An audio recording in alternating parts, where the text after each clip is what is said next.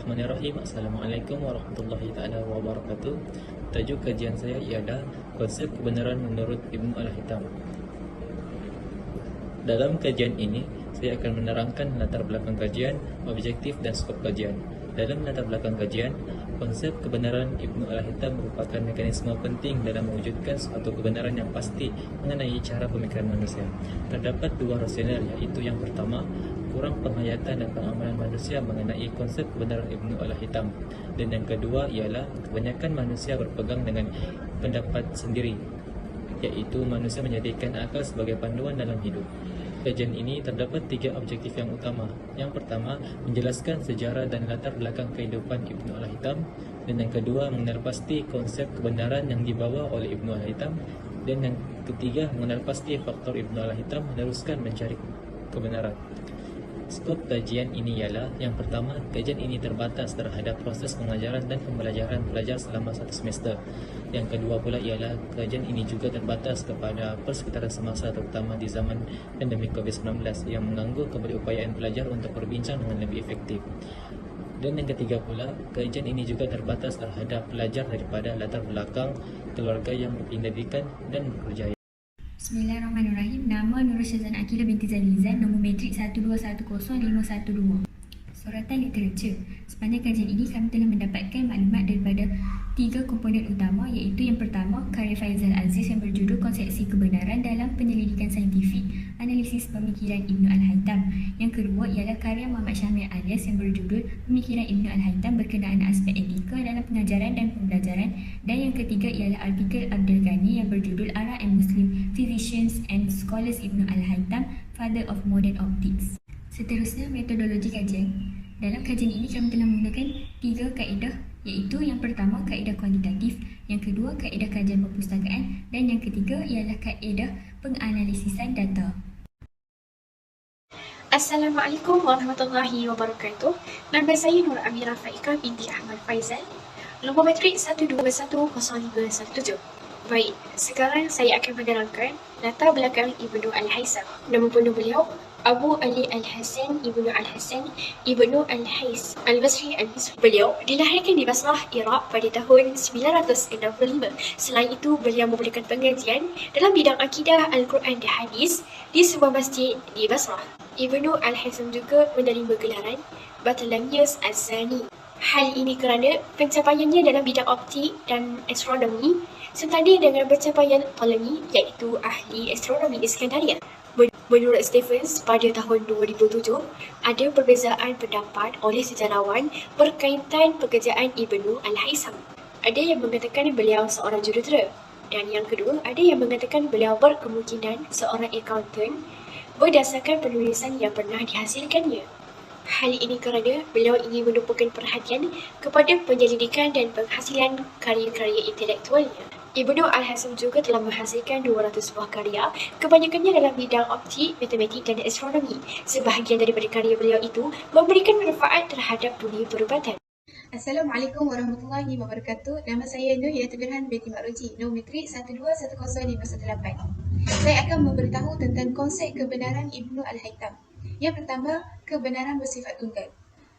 Kehidupan beliau pada masa muda dipengaruhi oleh konflik percagahan pendapat dan pemecahan kelompok. Selain itu, Ibnu Al-Haytham mengambil inisiatif untuk menyelidiki dan mencari titik persamaan antara pegangan. Dengan itu, kebenaran seharusnya wujud sebagai entiti sifatnya yang tunggal. Yang kedua, kebenaran adalah petunjuk yang boleh datang daripada keraguan. Dari Muhammad Saud, Ibnu Al-Haytham banyak mendalami kajian-kajian oleh cendekiawan Yunani silam berkenaan alam tabiat. Beliau berani menyatakan kesalahan pekaji dahulu dengan membuktikan pernyataan beliau sendiri. Selain itu, dirujuk dalam Dewan Bahasa dan Pustaka, fasa keraguan yang dialami oleh Ibnu Al-Haytham pernah juga dialami oleh Imam Al-Ghazali. Seperti yang dijelaskan dalam kitab beliau iaitu Al-Muqid min Al-Dalal, iaitu penyelamat daripada kesilapan.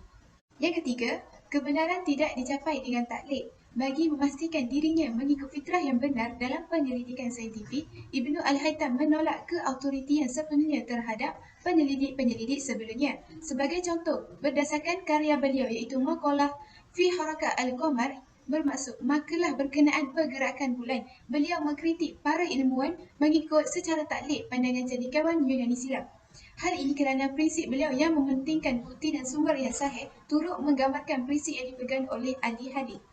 Yang keempat, kebenaran memerlukan objektif. Ketelitian Ibnu Al-Haytham dalam menjalankan kajian saintifiknya yang menonjolkan kredibiliti sebagai seorang penyelidik yang sangat berpemikiran kritis.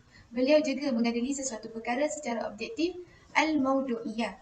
Sikap tegas Ibnu Al-Haytham menggambarkan setiap kajian saintifik hendaklah mempunyai tujuan untuk memperoleh kebenaran dan tidak dipengaruhi oleh faktor-faktor yang lain.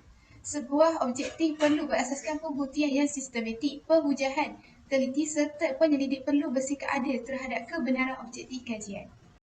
Seterusnya saya Siti Nur Aisyah binti Abdul Amin, nombor matrik 1210511 akan menyambung konsep kebenaran Ibnu Al-Haytham yang kelima dan keenam, iaitu kebenaran tabi'i boleh dibuktikan dengan matematik dan kebenaran menuruti sunnah. Seterusnya, kebenaran yang kelima iaitu kebenaran tabi'i boleh dibuktikan dengan matematik. Dari Muhammad, Ibnu Al-Haytham mempunyai minat yang mendalam terhadap ilmu matematik. Malah, beliau juga turut menyatakan bahawa dirinya termasuk dalam kalangan ahli matematik. Oleh itu, bagi Ibnu Al-Haytham, kebenaran dapat dicapai dengan kombinasi antara matematik dan fenomena fizikal. Matematik dalam pemikiran Ibnu Al-Haytham menjadi alat pembuktian terhadap fenomena yang dicerap.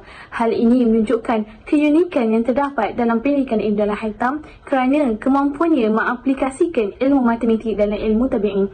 Akhir sekali, Ibnu Al-Haytham menyatakan bahawa matematik juga merupakan kaedah analisis yang bersifat umum dan ia sangat berguna untuk menyelesaikan masalah-masalah pembuktian yang lain. Akhir sekali, kebenaran menuruti sunnah Allah dalam menyatakan keharmonian perjalanan alam melalui ilmu matematik. Ibnu Al-Haytham berpegang dengan konsep Al-Hatmiyah Al-Ilmiyah. Ia merupakan suatu konsep kepatuhan fenomena alam semesta kepada suatu hukum yang harmoni atau disebut sebagai sunnah Allah. Perkara ini dapat dibuktikan melalui petikan beliau daripada The Optics of Ibnu Al-Haytham. Pencerian mata melalui sifat ini adalah satu perkara yang menunjukkan kebijaksanaan Maha Pencipta, besar kemuliaannya, kehebatan penciptaannya dengan rentak yang terhasil indah dan keteraturan alam yang telah mengatur alat penglihatan.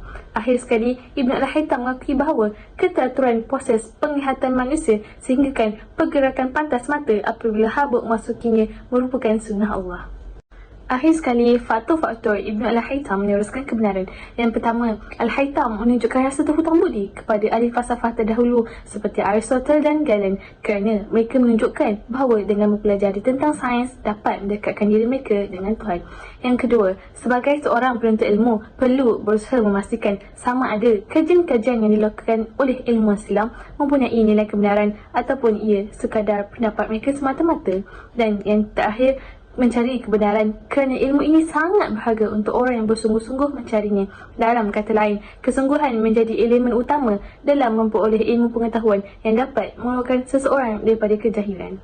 Secara ringkasnya, kebenaran amat penting dalam kehidupan manusia seperti yang dinyatakan oleh Ibnu Al-Haytham. Dalam kajian ini, kita telah membincangkan tentang konsep kebenaran menurut Ibnu Al-Haytham dalam kehidupan masyarakat dan pelbagai kaedah penyelidikan yang diwujudkan bagi mendapatkan kebenaran dalam kehidupan.